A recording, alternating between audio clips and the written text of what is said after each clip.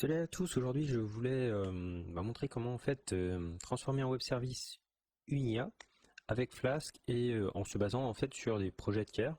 Donc ici c'est le projet image segmentation Keras, qui est un projet qui permet en fait de segmenter une image automatiquement, donc que ce soit pour créer des masques ou autre. Et donc globalement en fait s'utilise très simplement, il suffit d'installer Keras segmentation ou de passer par le git clone. Et ensuite, voilà, ça s'importe comme une librairie de base. Vous chargez votre modèle, donc pas les trois à la fois, hein, ça sert à rien. Bon, vous prenez celui qui vous convient, sachant que apparemment il y a pas mal d'éléments pré-entraînés. Et derrière, vous pouvez directement faire la prédiction. Donc là, il n'y a vraiment pas besoin de s'intéresser un peu à la complexité du projet, savoir c'est quel type de réseau neuronal, tout ça, tout ça. Là, en fait, vous dites juste voilà, j'ai mon image en entrée, j'ai mon image en sortie, et c'est terminé. Donc en termes de code, on a vu que c'était très simple. Alors en termes d'API, Flask, c'est très simple. On a notre application que l'on crée, donc globalement ici avec toute notre configuration, que ce soit les éléments statiques, les templates. Donc globalement, tout ça, ça se retrouve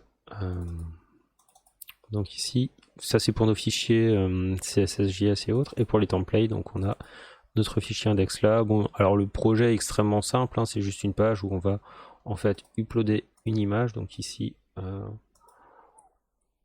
on va mettre cette magnifique image de chevaux. Voilà. Et bon, alors le code est pas complètement beau, voilà, le style se fait à l'arrache. Bon, on n'est pas là pour faire du propre, on est là pour faire de l'IA. Voilà, c'est pour les fronts. Nous, on fait du back. Donc voilà, donc pour cette image-là, on peut voir qu'on a cette image de layer. Donc on voit que ce soit le sol, le ciel ou l'arbre, en fait, techniquement, c'est ce bleu, bleu-vert.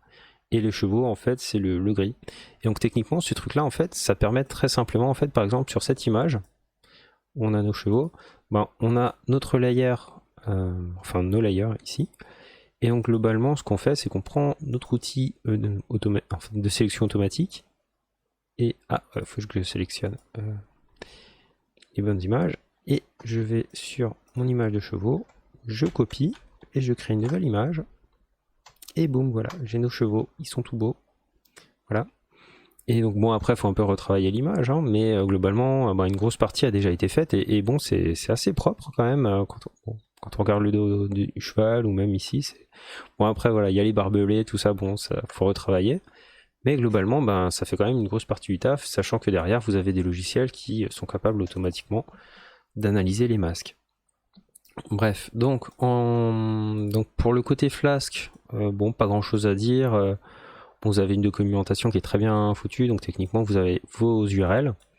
Votre fichier index.html, lui, en fait, il va juste faire son post sur API test, qui est donc notre point d'entrée ici.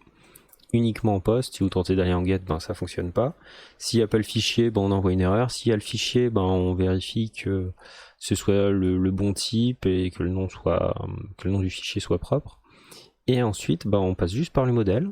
Alors la seule différence en fait entre l'utilisation d'une IA dans une application simple et d'une IA dans une application web, c'est que techniquement, il est préférable en termes de rapidité d'exécution de charger le modèle avant de taper vos routes. Donc techniquement, c'est-à-dire que quand vous allez lancer votre logiciel, il y aura un temps de chargement où en fait le modèle va être préchargé en mémoire.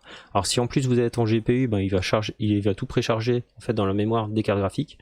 D'où l'intérêt par exemple en fait d'aller couper en fait l'affichage de vos GPU, parce que là en fait le modèle est pré-entraîné, donc les GPU ils servent à rien pour ce projet. Et puis c'est quand même un projet en fait, ça peut vous prendre les 6 Go de RAM de votre GPU, donc en soi si c'est un ordinateur qui fait déjà du calcul ailleurs, ça peut quand même vous planter vos autres calculs. Donc mieux vaut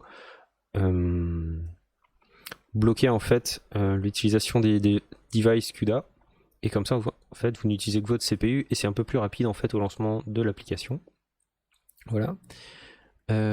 Et oui, donc une autre chose aussi, il faut faire ce qu'on appelle il faut charger un graphe, et ensuite ce graphe là il va falloir l'utiliser lorsqu'on va faire notre modèle, parce qu'en fait sinon ça plante. Alors pour le message d'erreur, il est assez tricky.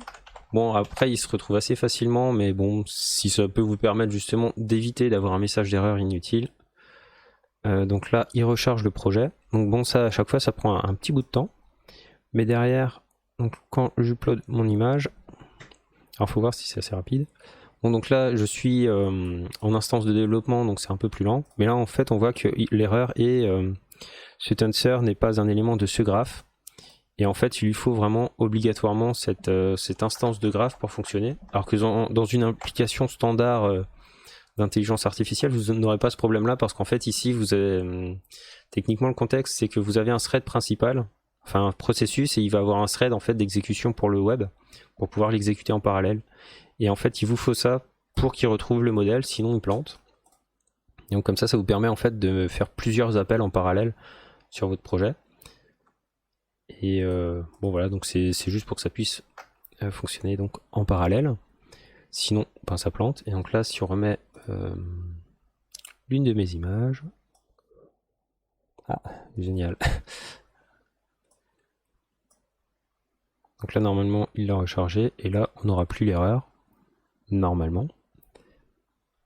Et voilà, donc on a notre masque.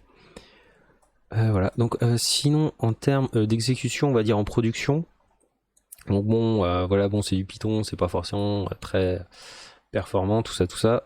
En utilisant ce qu'on appelle UWSGI, donc bon, en termes de configuration, il vous faudra obligatoirement avoir un lazy app, parce que en fait, c'est une lazy app, ça signifie que l'application est pas forcément capable de proprement gérer sa mémoire en fonction des threads.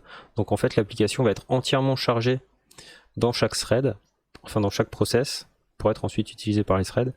Et ce lazy app en fait permet de tout charger d'un coup, enfin au début. Donc ce qui fait que votre application va consommer énormément de mémoire, mais derrière en fait vous êtes sûr que votre modèle d'intelligence artificielle sera chargé. Donc ça c'est obligatoire, si on s'implantera. Mais avec ça en fait vous pouvez déjà avoir une petite application web qui sera capable de faire de l'intelligence artificielle, enfin de répondre à des requêtes d'intelligence artificielle. Bon, en moyenne je dirais une centaine de requêtes par minute. Donc c'est pas par seconde, hein, c'est par minute, donc c'est assez lent. Mais je dirais que bon, pour déjà se faire taper un service à plusieurs centaines de requêtes par minute, je pense que techniquement c'est un service qui doit générer de l'argent quand même. À moins que bon, ce soit gratuit, auquel cas bon c'est un peu bête. Mais bon, techniquement, je pense que là, bon, tu commences déjà à paralléliser ton truc, à avoir du Kubernetes qui va faire un load balancing et bon, gérer ça proprement. Et voilà. Donc là, techniquement, en fait, avec ce projet-là, ben, vous pouvez limite mettre un tunnel de paiement et puis ensuite, voilà, juste encaisser l'argent, quoi. Donc c'est un projet qui est extrêmement rapide à développer. Vous n'avez pas grand-chose à faire. Et puis derrière, bon, c'est un service qui est assez sympa. Au final, je trouve ça assez impressionnant de voir que tu puisses très rapidement détruire une image juste en utilisant une simple IA que tu as trouvé comme ça. Et puis, bon, bah, en termes de code, c'est assez amusant. C'est voilà quoi, t'as 50 lignes de code et t'as un web service. Derrière, bon bah tu peux limite le mettre déjà en prod si t'as ton module Docker avec ton UWSGI. Et puis terminé quoi. Au final, je crois que j'ai vraiment rien d'autre à dire. C'est vraiment bon, j'ai mis du Corse histoire de pouvoir taper dedans depuis peut-être d'autres services. Et et voilà quoi. Donc ouais, il y a rien à dire. C'est juste impressionnant. Après en fait. Faut savoir qu'il y a plusieurs modèles, donc après derrière on pourrait faire un modèle où en fait on a plusieurs URL et en fonction des URL on utiliserait un autre modèle. Mais voilà, bon ça fait déjà le travail, donc c'est plutôt sympa. Et bon bah voilà, c'est tout pour aujourd'hui. À une prochaine.